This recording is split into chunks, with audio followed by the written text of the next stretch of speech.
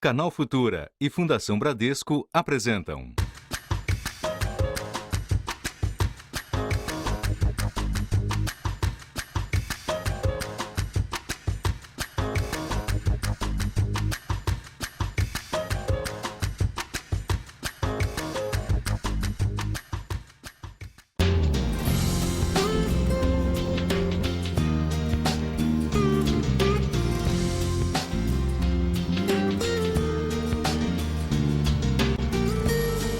Um fato histórico relacionado diretamente à sua cidade. Parentes envolvidos. Ao pesquisarem o passado, eles podem compreender melhor o presente. Eu nasci em Osasco. Eu nasci em Carapicuíba, cidade vizinha de Osasco. Eu nasci em Osasco. O nome do projeto é O Apito e a Voz, a Greve dos Operários de 1968, e surgiu a partir da leitura de uma tese e de vários jornais que falaram que a greve começou devido ao apito. Então, a gente viu o apito como a voz dos operários. Eu, particularmente, não sabia nada sobre a greve antes do trabalho e quem diria que 39 anos depois eu iria ficar sabendo alguma coisa sobre uma greve que aconteceu na cidade onde eu moro. O que foi a greve dos operários de Osasco de 68? Foi um momento muito importante para a história da cidade, porque pela primeira vez durante a ditadura militar, você teve um movimento organizado por estudantes e operários que tinham uma reivindicação inicial, que era um aumento de salário, mas por trás disso existia uma luta contra a ditadura militar, uma luta contra a carestia, uma luta contra a opressão, contra a censura, do qual todas aquelas famílias, de certa forma, eram vítimas. E essa greve, não mais que história, deixou um legado para eles, né? Um legado para essa cidade, um legado para essa comunidade. E eles se identificam nisso. Márcia, qual foi a proposta inicial do trabalho? A proposta inicial era entender um pouco Osasco no contexto da ditadura militar. E como isso acabou virando um projeto maior? A partir da curiosidade dos alunos, no momento em que eles não viam essa história relatada nos livros didáticos. Então, daí surgiu a possibilidade de transformar isso num projeto de pesquisa e daí partir para o processo investigativo. Quando eles não se encontram, não se veem nos livros didáticos, eles buscam por meio da pesquisa. E foi isso que aconteceu nesse projeto. Então, eles se sentiram protagonistas a partir do momento que eles se identificaram na história, viram que aquilo tinha a ver com a cidade onde eles moravam, e daí sim você se identifica, né, na história enquanto o protagonista, enquanto o ator principal. E quais foram as etapas do processo? Bom, a primeira etapa foi o planejamento da pesquisa, em torno de um projeto. Em seguida, eles fizeram um cronograma de atividades, né, no qual eles se dividiram e foram a campo para buscar informações, relatos de pessoas que participaram do processo da greve e, por último, eles transformaram tudo isso numa narrativa, né, numa história que pudesse ser sistematizada e maior compreensão sobre a greve.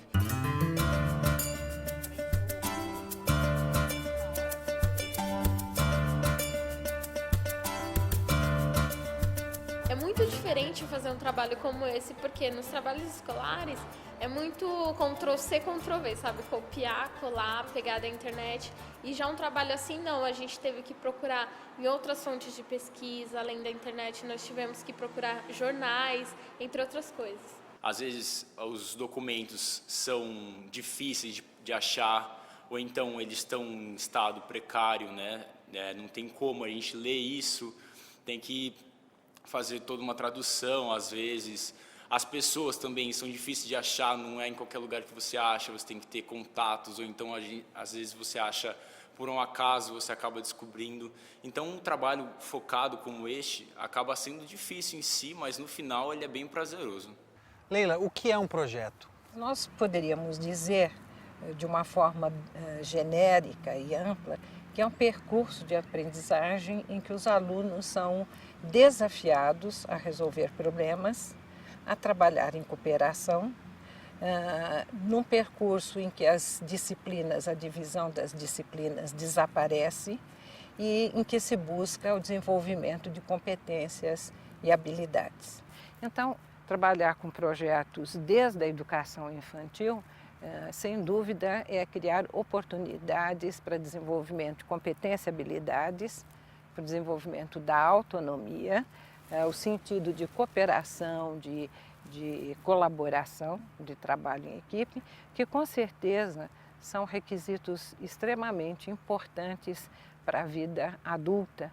A princípio, o planejamento do trabalho foi visar para que todos não fizessem a mesma coisa. Apesar de ser um grupo de 10 pessoas, cada um ficava responsável por uma parte. Além de buscar materiais tangíveis, revista, jornal, fotografias, etc. e tal, fomos atrás também de buscar colher depoimentos de pessoas que participaram do evento, no caso a greve, que também é um meio de reviver aquela história, o acontecimento da época. Todas as entrevistas fomos muito bem recepcionadas, as pessoas até agradeciam pela gente estar correndo atrás e fazendo a entrevista de uma coisa que foi tão especial para as pessoas entrevistadas. E a maior emoção foi que muitos deles falaram que faria tudo de novo e foram super gentis. Senhor Inácio, poderia me responder como foi a greve da Cobrasma de 1968? Decorreu do seguinte, é que eu me tornei líder sindical quando trabalhava na Cobrasma. Combinamos que no dia 16 de julho de 68, eu subiria no apito da Cobrasma e puxava o apito, todos os operários já estavam sabendo, para a greve começar. Isso aconteceu no dia 16 de julho de 68, às 8 horas e 44 minutos. Eu subi e puxei. Aí foi parando, parou. Foi uma parada para a convicção. Seu Inácio, como foi contar essa história 40 anos depois para uma nova geração? É uma emoção muito grande, mas uma esperança muito grande. Essa emoção me traz uma grande esperança.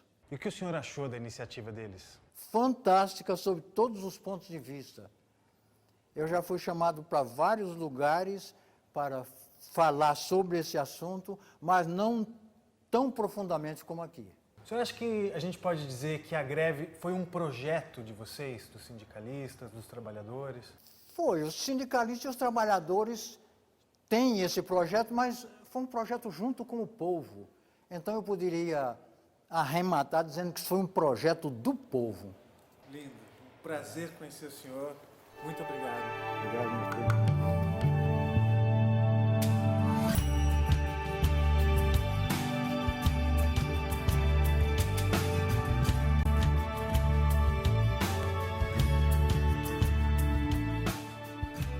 Quais dúvidas surgiram durante o processo de trabalho?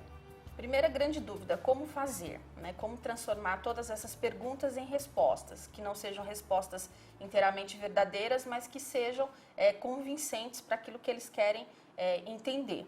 No segundo momento, como colocar essas dúvidas e essas questões em prática, ou seja, o processo de elaboração da atividade, do trabalho em si. Né, que foi um momento muito difícil, principalmente porque a gente está lidando com 10 alunos. Então, tentar colocar tudo isso no papel e criando uma identidade para o trabalho foi a maior dificuldade. Nenhuma teoria, qualquer ela que fosse, não seria capaz de dar conta do que essa experiência foi. Né? Então, a gente acabou aprendendo, eu enquanto professora, eles enquanto alunos, na prática. Primeiro eu queria saber o que a gente tem aqui em cima dessa mesa. Então, aqui nós temos alguns jornais da época, algumas fotos, algumas poesias e alguns documentos pessoais. E como vocês fizeram para conseguir tudo isso? Nós fomos na antiga Cobrasma, que hoje se dividiram em várias fábricas, no caso. E assim, eu pensei que fosse mais difícil arranjar o jornal, só que chegando lá a gente foi bem recepcionado, inclusive foi super fácil, a gente pensou que ia ser alguma coisa mais difícil, mais complicado de conseguir, mas acabou que foi bem fácil. Quais informações vocês reuniram através dos jornais? Bom, no jornal tem o jornal do próprio dia, falando da greve, quando começou o apito. Tem jornal do dia seguinte, falando o porquê da greve, quantos mortos, quando os policiais entraram. Os jornais até de 30 anos depois da greve que a gente conseguiu. Acho que a parte mais difícil é o fechamento do trabalho. Porque você quer colocar tudo o que você achou, porque tudo você acha muito importante. Mas no trabalho você tem que ressaltar algumas coisas e eliminar outras.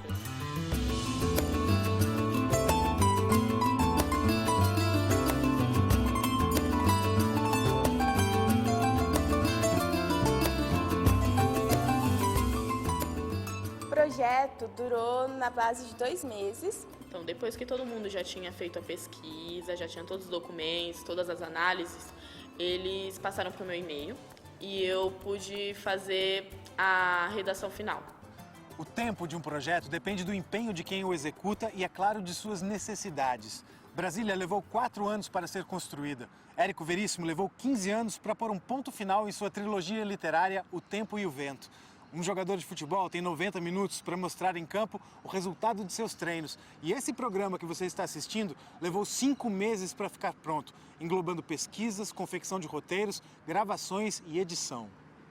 Leila, como se determina o tempo de desenvolvimento de um projeto? O que seria importante é que cada grupo de professores, dentro da faixa etária com a qual trabalha, fizesse uma estimativa desse tempo, levando em conta essas características. A impaciência, por exemplo, do adolescente, a dispersão que a criança tem depois de muito tempo dentro de uma atividade, que tempo de atenção e concentração a gente pode exigir numa faixa etária menor. Então, o tempo do projeto ele é sempre muito variável. Qual foi o resultado final desse trabalho todo? Então, está aqui o nosso trabalho. Ficou com umas 20 páginas, mais ou menos. E junto com ele, no final, tem alguns anexos com fotos, com poemas que foram analisados. E junto com o trabalho, quando a gente mandou para o concurso, foi também alguns xerox dos documentos que a gente conseguiu. A greve significa para mim uma parte da minha história, porque mesmo eu não ter vivido aquele momento, nem ter nascido em 1968, eu moro em Osasco, eu sou uma consequência de toda aquela luta que eles tiveram em 1968. A gente pode se orgulhar de ter um fato tão marcante na nossa história, né? Que é um motivo também para a juventude, nós mesmos, podemos olhar para trás e falar, poxa, a gente não fez nada comparado ao que os nossos pais, nossos avós fizeram. Foi muito importante para mim saber que uma cidade que eu nasci, cresci aqui, teve toda essa repercussão, teve todo esse marco na história brasileira. A pesquisa ela não terminou, ela ainda está aí e tem muita coisa ainda para pesquisar. Sônia, na sua opinião, qual o papel da escola no aprendizado de desenvolvimento de projetos? Eu vejo a escola como uma articuladora fundamental no desenvolvimento de projetos, do trabalho com projetos, pois o projeto ele propicia ao aluno a pesquisa, o conhecimento, o embasamento e toda uma formação enquanto cidadão. Um projeto dessa natureza nós não víamos há anos atrás, há décadas atrás. Hoje a escola ela procura trabalhar esse contexto da realidade do aluno, todo o trabalho social, e nós observamos assim que hoje isso vem mudando e que os alunos estão mais interessados até na escola justamente por conta dessas atividades extracurriculares. E a premiação, como é que foi? A premiação foi um momento muito especial, né? Primeiro nós apresentamos o trabalho em Belém durante a SBPC e no segundo momento o trabalho foi premiado em Brasília, né? E houve um grande momento da apresentação para a ministra do Meio Ambiente, para o ministro da Educação. E aquilo ali foi a coroação do projeto, o reconhecimento público desse projeto. Foi um momento assim, inesquecível para mim, que eu tento passar isso para todos os participantes, mesmo que não puderam estar lá junto comigo, mas eu senti eles perto de mim na hora que eu ouvi toda aquela bancada de jurados falando que o nosso trabalho era lindo. Segundo a pesquisa Retratos da Juventude Brasileira, promovida pelo Instituto de Cidadania, os 2 maiores medos do jovem brasileiro em relação ao planejamento de sua vida são sobrar no mercado de trabalho e morrer precoce e violentamente. O meu próximo projeto é uma monografia que a professora de português, no caso, propôs pra gente, e eu vou falar sobre o instrumento gaita. O meu próximo projeto agora é uma monografia sobre o nazismo. Os professores estão iniciando uma ideia de uma monografia. Eu estou pensando em participar com a ideia do funk carioca, a influência do funk na sociedade, ou a escola no cotidiano do aluno.